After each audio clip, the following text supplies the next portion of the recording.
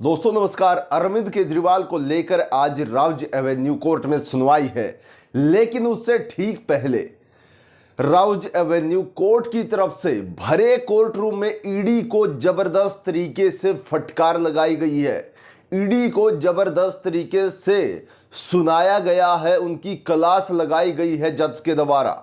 आपको इस वीडियो में विस्तार से बताऊंगा आखिरकार जो सरकारी एजेंसी अपने आप को ही भगवान मानकर समझ रही है, भगवान मानकर काम कर रही है, उसको एक जज ने सबक सिखा दिया है।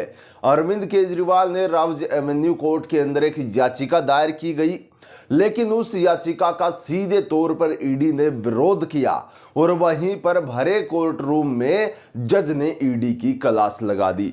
पूरा मामला आपको समझाऊंगा और विस्तार पूर्वक बताऊंगा आखिरकार मसला क्या है। लेकिन आप सबने देखा होगा अगर ईडी का प्रकोप किस तरीके से ईडी सक्रिय हो गई थी ठीक लोकसभा चुनाव से पहले, और इस तरीके से ईडी का सक्रिय होना और जनता का विश्वास खोना ईडी से बहुत बड़ा मामला सामने आया था।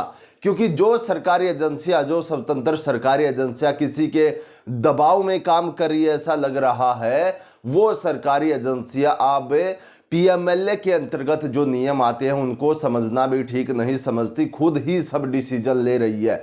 लेकिन हमारे देश के अंदर साथियों अभी भी लोकतंत्र थोड़ा जिंदा है। लगातार जुडिशरी ने एक ऐसा काम कर दिखाया कि ईडी को जबरदस्त फटकार लगाई। मामला क्या है, सबसे पहले मैं आपको हेडलाइंस दिखाता हूं। अरविंद केजरीवाल ने की ऐसी मांग जब जज साहब ने ईडी की लगा दी क्लास, कहा आपका इससे क्या लेना देना। यानी कि अरविंद केजरीवाल ने राउज एवेन्यू कोर्ट के अंदर याचिका दायर की, लेकिन ईडी उसका विरोध करने लगी। उसी समय पर जज साहब ने कहा भाई आपका इससे क्या लेना देना, ये डिसाइड हम करेंगे, ईडी नहीं करेगी। और इसी चीज के बाद मामला बढ़ता चला गया। आज के दिन अरविंद केजरीवाल की सुनवाई होगी और उस याचिका पर सुनवाई होगी जो अरविंद केजरीवाल ने डाली है। क्या याचिका, सब चीजें बताऊंगा। उससे पहले ये खबर आप देख लीजिए। दिल्ली शराब घोटाला केस में अरविंद केजरीवाल जेल में बंद है। अरविंद केजरीवाल ने राउज एवेन्यू अदालत में एक याचिका दायर की। याचिका में उन्होंने एक ऐसी मांग की जिसका ईडी ने विरोध किया, मगर ईडी का विरोध करना भारी पड़ गया। जज साहब ने भरी अदालत में इसकी क्लास लगा दी। अदालत ने पूछा कि अरविंद केजरीवाल की इस मांग से आपका क्या लेना देना है। जज ने अरविंद केजरीवाल की ओर से दायर इस नई याचिका पर सुनवाई के लिए शनिवार की तारीख मुकर्रर की है। अब सवाल उठता है कि सीधे तौर पर आखिर अरविंद केजरीवाल की इस याचिका में क्या मांग की गई है, वो भी मैं आपको बता देता हूं। दरअसल राउज एवेन्यू कोर्ट में दायर याचिका जो अर्जी है वो अरविंद केजरीवाल ने अपने हेल्थ स्टेटस और ट्रीटमेंट का निर्धारण करने के लिए गठित मेडिकल बोर्ड की कार्रवाई में पत्नी सुनीता केजरीवाल को वीडियो कॉन्फ्रेंस के माध्यम से शामिल होने की अनुमति देने के निर्देश देने का अनुरोध किया। अरविंद केजरीवाल की इस याचिका पर जज ने संबंधित जेल अधिकारियों को मामले में जवाब दाखिल करने का निर्देश दिया। जी हां, मामला सुन लीजिए, मामला क्या है। दरअसल अरविंद केजरीवाल ने अपने हेल्थ स्टेटस चेकअप के लिए पहले तो राउज एवेन्यू कोर्ट में अर्जी लगाई, याचिका डाली कि मुझे अपना स्टेटस चेक करवाना है, अप है या डाउन है या क्या है। क्योंकि जब वो सरेंडर कर रहे थे 2 तारीख को, उस समय पर उन्होंने कहा था कि मेरे कुछ टेस्ट होने हैं और सीधे तौर पर उन टेस्टों को लेकर कहीं ना कहीं ऐसा लग रहा था कि वो हेल्थ कमज़ोर है।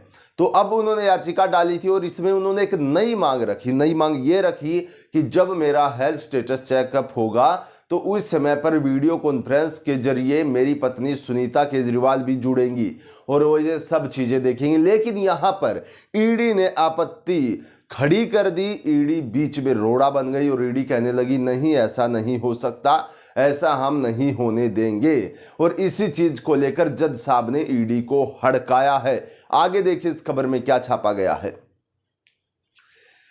दरअसल भरी अदालत में जज ने कहा आरोपी यानी कि अरविंद केजरीवाल की ओर से उसकी पत्नी सुनीता केजरीवाल को चिकित्सा बोर्ड में शामिल करने का निर्देश देने के लिए अर्जी दाखिल की गई है। किसी भी तरह का आदेश पारित करने से पहले मैं संबंधित जेल अधीक्षक से जवाब मांगना उचित समझता हूं। अर्जी पर आज शनिवार सुनवाई होगी। हालांकि ईडी ने कार्रवाई के दौरान अदालत से सुनवाई 25 जून तक स्थगित करने का अनुरोध किया। इस पर जज साहब भड़क उठे और जमकर क्लास लगा दी। जी हां, यानी कि सीधे तौर पर 25 तारीख तक और इसको बढ़ाने की कोशिश की गई। भाई क्या चल रहा है, ईडी क्या करना चाहती, किसी को कोई समझ नहीं आ रहा।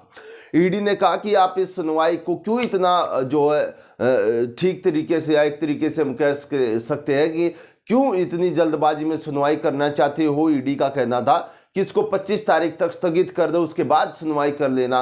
और जब 25 तारीख आती तो ईडी और कह देती कि इसको और थोड़े दिन स्थगित कर दो। लेकिन जज साहब इस पर भड़क गए और जज साहब ने किस तरीके से क्लास लगा दी ईडी की, वो देखिए।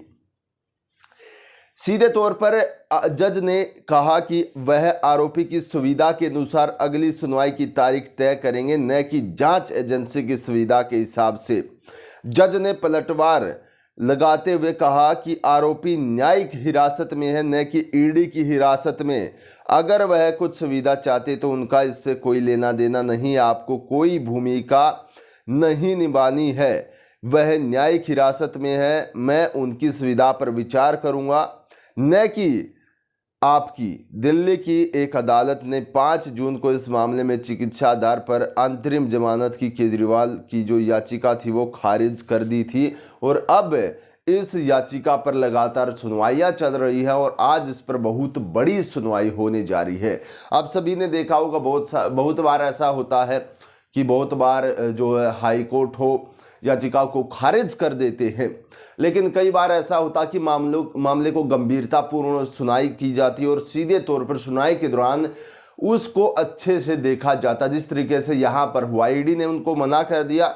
ईडी का सीधे तौर पर यह कहना होगा कि उनकी पत्नी अगर यहाँ पर वीडियो कॉन्फ्रेंस के समक्ष उनसे जुड़ना चाहती है चिकित्सा टीम में, तो ऐसा ना हो। और उन्होंने इसलिए कहा कि इसको स्थगित कराया जाए, 25 तारीख को स्थगित कराया जाए, उसके बाद सुनवाई कर लेना। ऐसे ही 10-15 दिन निकल जाएंगे, उसके बाद और इसको बढ़वा लेंगे और 10-15 दिन निकल जाएंगे।